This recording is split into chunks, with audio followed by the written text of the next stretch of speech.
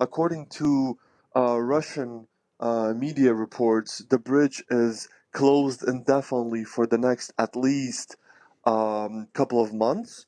So, yes, the situation is very critical for Russia. There's been a large fire on the only crossing between the occupied Crimean Peninsula and Russia. Russian media have reported the fire was caused by a large lorry explosion, but the bridge, which is used to transport weapons into Ukraine, is said to be a key target for Ukrainian forces. The official Twitter account of the Ukrainian government responded to the fire by tweeting "sick burn," but Ukraine has not directly claimed responsibility. Well, let's get up to date with what's happening now with Oleksiy Sorokin, senior editor at the Kyiv Independent. Good morning, Oleksiy. Good morning. Can you get us up to date with exactly how much damage there is?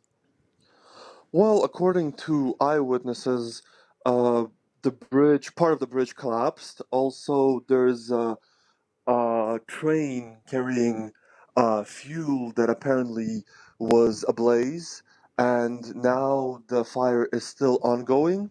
According to Russian media reports, the bridge is closed indefinitely for the next at least couple of months. So, yes, the situation is very critical for Russia. Oleksiy, talk to us about how important this bridge is strategically for the war.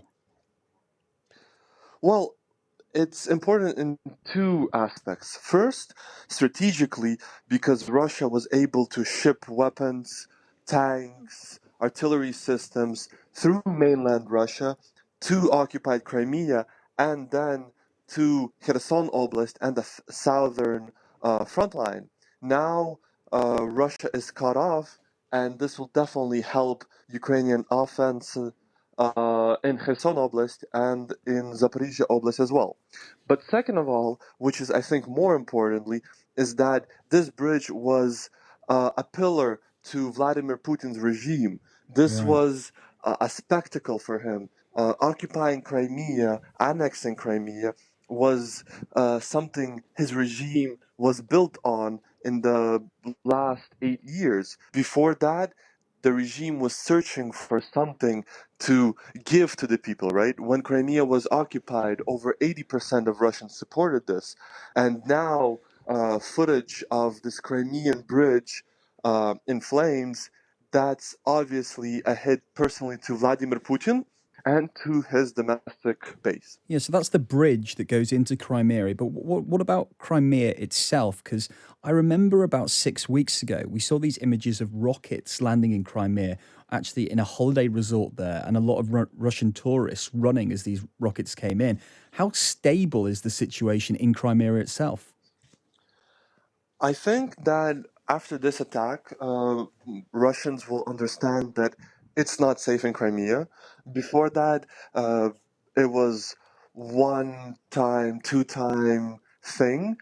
It wasn't that often. Obviously, Ukraine wanted to uh, depict or create a situation in Crimea where Russians would think it's unsafe and that Crimea is a fair target for Ukraine.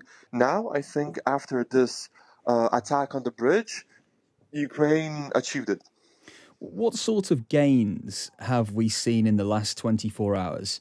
We heard yesterday that a figure of around 9,000 square kilometers was being talked about in the southeast of the country from Ukrainians pushing back the Russian forces. Well, yeah, those numbers are from the launch of the counteroffensive in late August. So over 9,000 square kilometers were retaken already. There was over 200,000 people were liberated.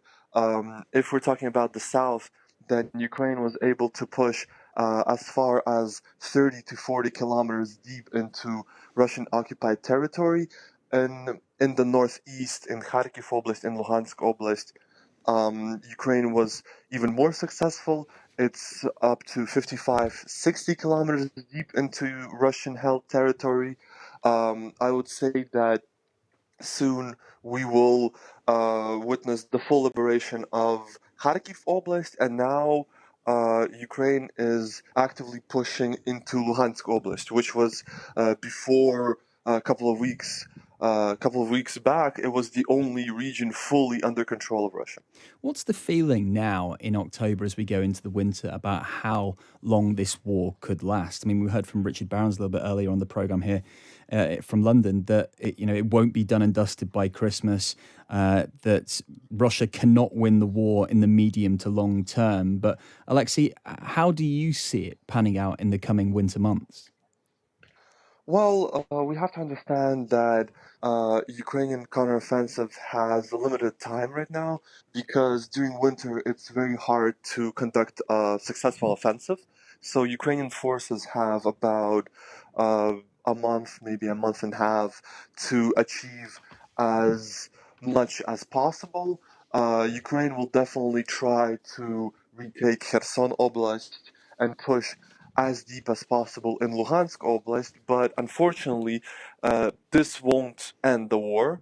Obviously, with Putin in power, the war will never end, and because for him, losing the war is losing authority and eventually power. So I am expecting a very, very long conflict, and hopefully the West will continue to support Ukraine.